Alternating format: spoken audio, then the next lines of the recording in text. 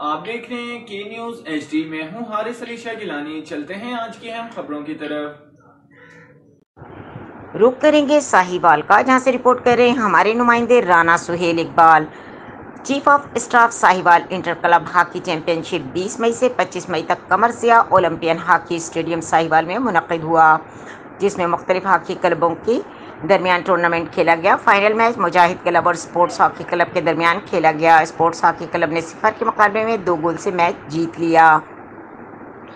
Match کے مہمان خصوصی قمر ضیاء اولمپئن سہیل انجم انصاری، سفیر Sahiwal Rana Yasin France, divisional sports officer Faisal Hameed, tournament director Shahzada Alamgir, secretary tournament Abuzar, secretary DHA Haroon Butt تھے۔ اس میچ کوچ محمد افضل اور محمد منشا تھے۔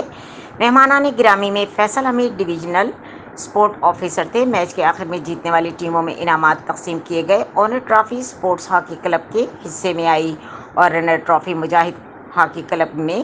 میچ کے اختتام میں مہمان خصوصی قمر ضیاء اولمپئن میاں سہیل انجم انصاری، سفیر ساہیوال اور ڈویژنل اسپورٹ آفیسر فیصل حمید نے کہا کہ ساہیوال اسپورٹس جلد از جلد آسکر ایوارڈ کی طرف بھرپور کوشش کی جائے گی۔ مزید خبروں اور اپڈیٹس کے لیے ہمارے ساتھ رہیے گا۔ تب تک کے لیے اپنا خیال رکھیے گا۔ اللہ حافظ۔